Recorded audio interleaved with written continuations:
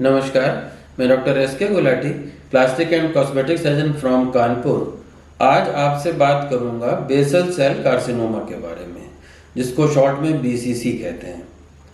तो basal cell carcinoma एक तरह का त्वचा का कैंसर होता है और ये सारे कैंसर्स में होने वाला सबसे कॉमन कैंसर है। और इसमें अच्छी बात यह है कि यदि दुर्भाग्य से ये हो जाए तो इसको क्योर किया जा सकता है, पूरी तरह ठीक किया जा सकता है।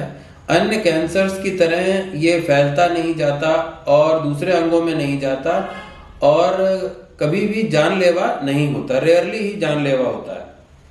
तो ये इसका अच्छा पार्ट है। और वैसे तो ये कॉकेशियन रेस में या वाइट रेस में ज़्यादा मिलता है, लेकिन हमारी कंट्री में भी ये काफ़ी दिख जाता है। और आगे बढ़ने के पहले आइए कुछ एग्जाम्पल से देख लेते हैं कि ये देखने में कैसा दिखता है, ताकि इसको पहचानना आसान हो सके। ज़्यादातर ये एक छोटे सुपरफिशियल घाव की तरह दिखता है, लेकिन ये घाव धीरे धीरे बढ़ता जाता है। इसमें खास फीचर यही है कि ये धीरे धीरे बढ़ता जाएगा, कभी भरेगा नहीं। जो अन्य तरह के घाव होते हैं वो कभी भर जाएंगे या दोबारा हो जाएंगे, लेकिन ये रिलेंटलेसली धीरे धीरे बढ़ता ही जाएगा।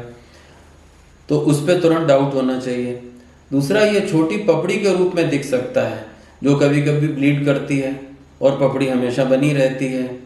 या ये कभी एक गांठ के रूप में दिख सकता है, और या कभी एक पिगमेंटेड लीजन के रूप में जिसकी डार्क कलर होता है, या डार्क कलर जो धीरे धीरे फैल रहा हो उसके रूप में दिख सकता है। तो ये कई रूपों में दिख सकता है, सारे मैंने एग्जाम्पल आपको दिखाए हैं। तो और ये उन जगहों पे शरीर के उन हिस्सों में होता है जो कि धूप से एक्सपोज होते हैं, जैसे कि स्कैल्प है, फेस है, नेक है, कान है, नाक है। इन हिस्सों पे ज़्यादा होता है। तो अगर इन हिस्सों पे कोई इस तरह का लीजन हो, घाव हो, पपड़ी बन रही हो, डार्क कलर की कोई गांठ हो रही हो, तो तुरंत डॉक्टर से संपर्क करना चाहिए, जिससे पता चल जाए कि कहीं ये बेसल सेल कार्सिनोमा तो नहीं डेवलप हो रहा। वैसे तो स्पेशलिस्ट ये देखकर ही बता सकते हैं कि ये बेसल सेल कार्सिनोमा है या नहीं, लेकिन इसको कंफर्म करने के लिए बायोप्सी की जाती है, जिसमें कि एक छोटा सा हिस्सा उस लीजन का निकाला जाता है और उसको जांच के लिए भेजा जाता है। और जब कंफर्म हो जाता है तो उसका ट्रीटमेंट किया जाता है। और इस ट्रीटमेंट में उस घाव को या उस लीजन को थोड़ी मार्जिन के साथ हटाया जाता है, और उसको हटाने के बाद जो डिफेक्ट बन जाता है उसको बंद किया जाता है। किस तरह से उसको बंद किया जाएगा या कवर किया जाएगा डिपेंड करता है कि किस अंग में है और स्किन में कितना ढीलापन है। अगर ओल्ड एज की स्किन है और काफ़ी ढीलापन है तो अक्सर उसको टाँके लगा के बंद किया जा सकता है। लेकिन अगर लीजन बड़ा है और एक्सरसाइज करने के बाद डिफेक्ट बड़ा हो गया है तो फ्लैप सर्जरी के द्वारा उसको कवर किया जाता है, जिसमें आसपास की स्किन से ही त्वचा लाकर उस एरिया को कवर किया जाता है। आइए अब कुछ एग्जाम्पल देख लेते हैं जिनमें कि बेसल सेल कार्सिनोमा को हटाया गया, एक्सरसाइज किया गया और डिफेक्ट को प्लास्टिक सर्जरी के द्वारा कवर किया गया है।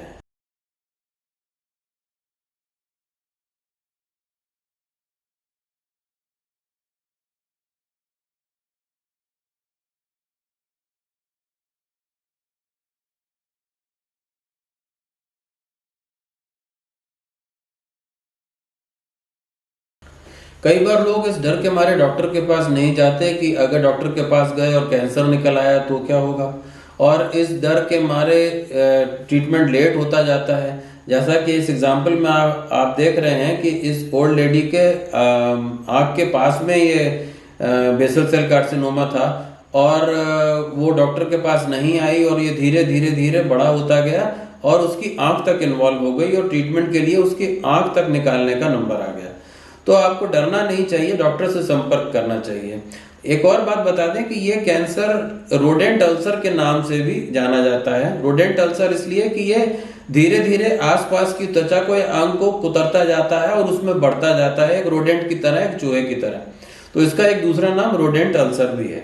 बेसल सेल कार्सिनोमा को क्या रोकने के लिए कुछ किया जा सकता है?